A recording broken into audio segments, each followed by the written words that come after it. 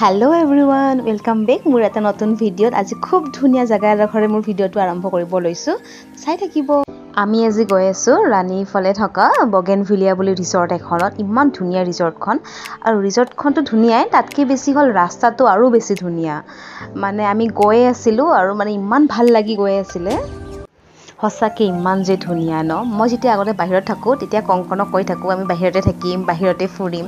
তেতিয়া হি মোক কয় তুমি আসলি অসমখন দেখাই নাই আমাৰ, তুমি অসমখনত আমাৰ ফুৰি চাবাচোন তেতিয়াহে গম পাবা বোলে। কবলে গলে হসাকে মোৰ অসমখন ভালকে এক্সপ্লোৰ কৰা হোৱাই নাছিলে, যেহেতুকে মই আফটাৰ হাই সেকেন্ডাৰী 2012 তে গুচি গৈছিলো বাহিৰলে আৰু বন্ধতহে আহো ঘৰলে। তেতিয়া আৰু ঘৰত বন্ধত আহিলে ঘৰতে থকা যায়, ফুৰা নাযায় তেনেকে। আৰু এতিয়া মায়ৰ হোৱাৰ পিছতহে আমি এতিয়া আহিছো ভালকে, এতিয়াহে সেটেল হৈছো আৰু হসাকে ভাল লাগিব ধৰিছে বহুত। এন্ড ফাইনালি আমি আমাৰ লোকেশনটোলৈ আহি পালো। ইমান ধুনীয়াকে সজাইছে চাওকচোন, মানে কেনেকৈ যে বনাইছে নাজানো, বেম্বৰে খুব ধুনীয়া বনাইছে। ইয়াতে আমি কাৰ পাৰ্কিং কৰিলো আৰু পাৰ্কিঙৰ জোনটো ইমান ধুনীয়া আছিল লোকেশনটো পিছফালৰ। ৰৈ ফটো উঠাত লাগি গৈছো আৰু ধৈৰ্য নাই।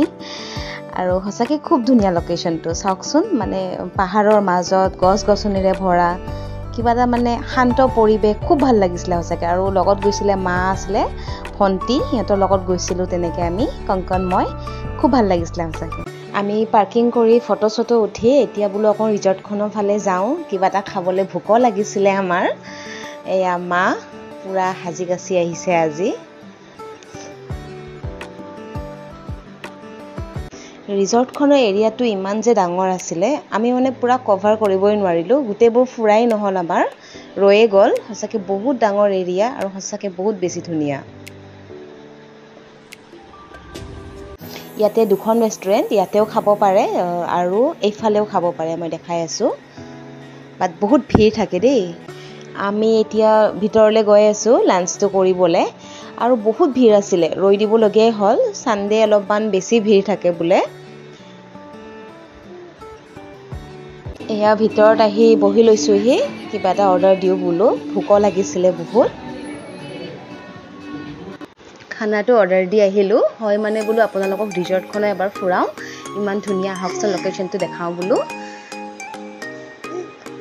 এয়া মই গৈ থাকিলো আৰু পিছে পিছে কংকনে কেমেৰা লৈ লৈ আহি আছে, আপোনালোককো এক্সপ্লোৰ কৰাও।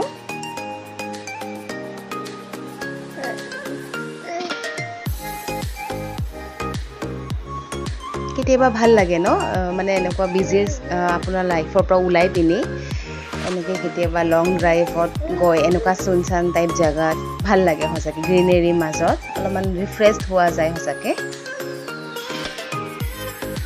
মায়োজনীকো অকণমান খোজকাঢ়িবলৈ এৰি দিছোঁ, নমাই দিছোঁ তাইক কোলাৰ পৰা। তাই খুব ভাল পাইছে। আজিকালি অকল তাইক নামি ফুৰিবই লাগে, খোজকাঢ়িবই লাগে অকল। আৰু বেয়াও লাগে ন, সময়বোৰ যে কেনেকৈ পাৰ হৈ যায় পাত্তাই নাপায়। সেইদিনা জন্ম হৈছিলেহে মাত্ৰ, দুদিন পিছততো কোলাত নাথাকিবই, ডাঙৰে হৈ আহিছে, ভাবিলে কিবা বেয়াই লাগি যায়।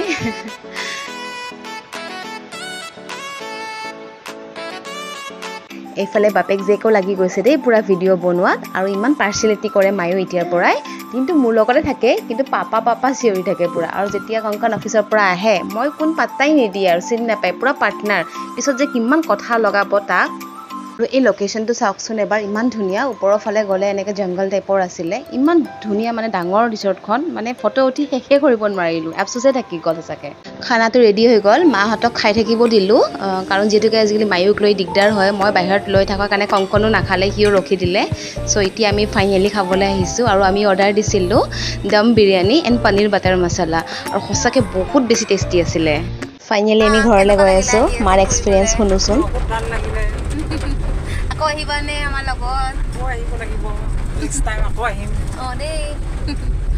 ইমান ধুনীয়া প্ৰাকৃতিক চিনেৰী, বৰষুণ তাতে ন? তাতে ধুনীয়া বৰষুণ, পুৰা নষ্টালজিয়া হৈ গৈছে দেই। বাবা ইমান ভাল লাগিছে, ইমান ধুনীয়া ডাৱৰ নামি আহিছে, ধুনীয়া প্ৰাকৃতিক। নেক্সট শ্বিলং যাম ন? আমি ধুনীয়া সেউজীয়া গছ গছনি আৰু বৰষুণৰ মাজে মাজে ঘৰলৈ গৈ থাকিলোঁ উভতি।